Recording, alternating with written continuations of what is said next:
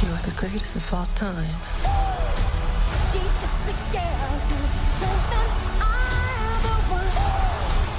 Everyone thinks they know the Michael Jackson story, the music, the moonwalk, and the controversies. But what nobody talks about, what the media buried for decades, is what DNA silently revealed about his family. And once you see it, you can't unsee it. They say your bloodline never lies. You can change your name, change your image, change everything about yourself. But your DNA? That tells the real story. And for the Jackson family, that story was hiding something nobody expected. The Jackson family, one of the most famous bloodlines in American history, sitting on a secret that went back centuries. Not a rumor, not a tabloid story. Science found it, and it changed everything. For generations, the Jackson family believed something about where they came from. That is so stupid.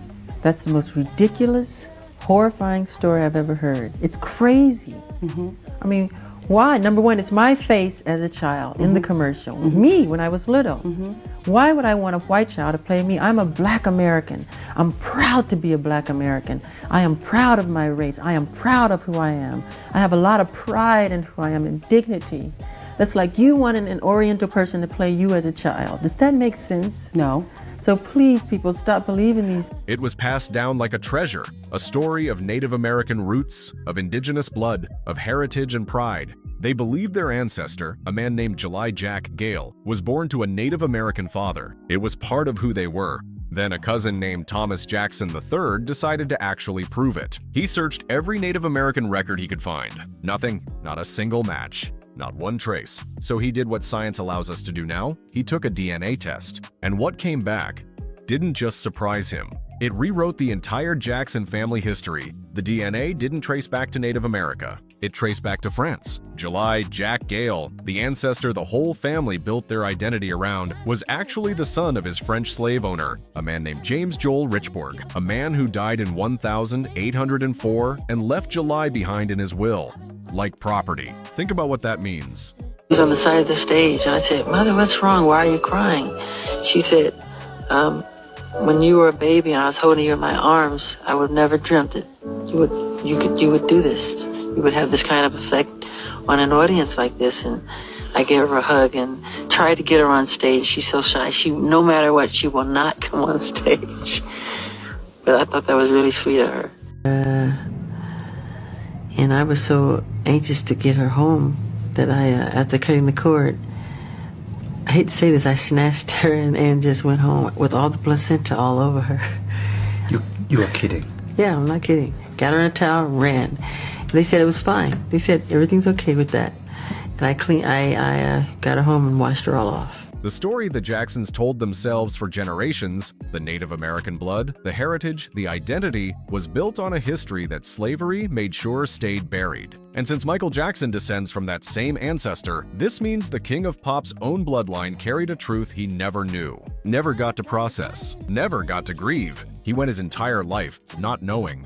But the ancestry secret, that was just the beginning, because the DNA questions didn't stop at Michael's roots. They followed him all the way to his children. Prince, Paris, Blanket. 3 kids Michael raised with everything he had. 3 kids who called him dad until his last breath. And the world could not stop asking, are they actually his? You could hear it in his voice every single time. The exhaustion, the pain of having to justify being a father. Do this for me? And I said, yeah, please let me do this for you.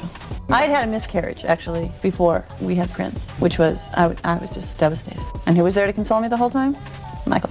And then you guys decided to give it another try. Oh yeah, the first part when no one knew, it was like our little secret. Just kept kind of getting bigger and bigger. Michael was definitely more excited than I was. You know, he was so excited when we had a contraction, and he was there.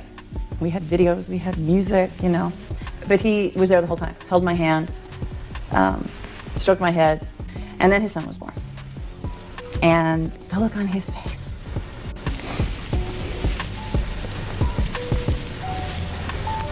I'd never seen him that happy. And that's what made it wonderful for me, was to see the look on his face. There was just no getting in touch with Michael. He was with his son.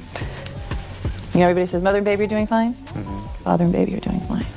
But here's where it gets complicated. His ex-wife Debbie Rowe, the woman who gave birth to Prince in Paris, came out publicly and said Michael was not their biological father. Then came Mark Lester, a British actor, Michael's close friend, godfather to Paris, one of Michael's closest friends, on television, claiming he might be the real father of the children Michael loved more than anything. And then Michael's personal friend Jason Pfeiffer made an even bigger claim. He said Michael told him privately, just months before he died, "My friend Mark donated the sperm," just like that, calm, like it wasn't the biggest secret he'd ever kept.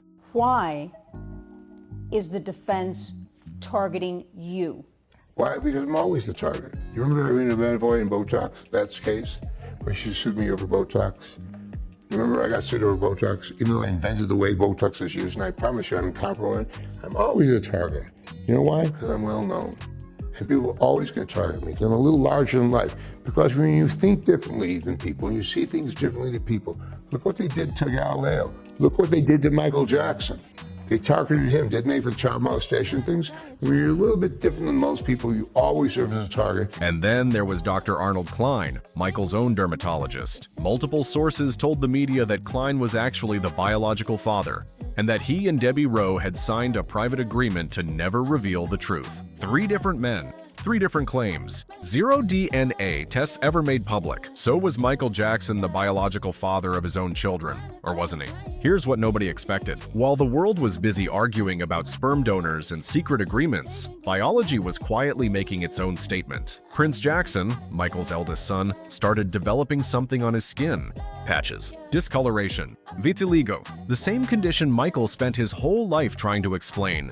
The same condition the media turned into their favorite punchline. The same condition that changed everything about how the world saw him. And now his son had it too. Vitiligo is on my father's side, and Prince has it too, on his arms and his chest. LaToya Jackson, a dermatologist who studied photographs of Prince, told the media, "That looks like vitiligo." A genetics professor at the University of Cincinnati agreed, "You can fake a lot of things. You cannot fake a genetic condition passing silently from father to son." Michael spent years being mocked, being questioned, being accused for a condition he was born into, a condition that came from his own family's blood. And then his son inherited it. The DNA didn't need a courtroom, it didn't need a press conference. It just showed up quietly on Prince's skin and said everything. As far as I'm concerned is this, that the children love their father, and their father was Michael Jackson. What's important is who the children love. He loved them more than anyone else in the world, and he loved them, and he would not go by them by his children without saying, "I love them very much." Back up. That's all I can tell you about Why not just say yes or no? Why be so invasive? I'm not invasive. Here's what's important. That who the father is between the children and who that gentleman happens to be. The only thing that's important is that's who has to know, not the public. I'm not into sensationalism. I'm into the truth and into how much we should really care about drugs. Now drugs reach the playgrounds of our school, and drugs are available in that situation. But the story of Michael's children doesn't end with Prince, Paris, and Blanket, because there was a 4th name that kept surfacing. Dante, a young man quietly raised inside the Jackson family home, looked after by Katherine Jackson herself, and according to insiders, possibly Michael's secret son from a brief relationship in Las Vegas in the 1990 seconds. Michael was always very close to Dante. We're not even sure if Dante knows who his parents are. He's one of the nicest kids you could possibly meet. No DNA test, no confirmation, no denial, just a young man living quietly inside one of the most famous families on earth, with nobody willing to say the truth out loud. And then there was Omer Padi, a dancer from Norway, a young man Michael treated like a son for years, traveled with him, lived with him. Michael's own father, on camera, telling the world his son had another child. Omer denied it, the family stayed quiet, and the truth, whatever it is, has never been confirmed. 3 known children, 2 rumored sons, 1 family secret buried under decades of fame, scrutiny, and silence. Here's what I want you to sit with for a second. Michael Jackson spent his entire life being reduced to rumors. His skin, his nose, his children, his ancestry. Every single part of him was turned into a headline. But the DNA, the actual science, told a story that was far more complicated and far more human than anything the tabloids ever printed. A family that didn't know their real roots because slavery made sure they couldn't. A father whose love for his children was never once in question, even when everything else was. and a genetic condition that passed silently from Michael to his son, answering in the quietest possible way the question the whole world kept screaming. Michael Jackson didn't just leave behind music, he left behind blood. And blood, no matter how many secrets the world tries to bury, always finds its way to the surface.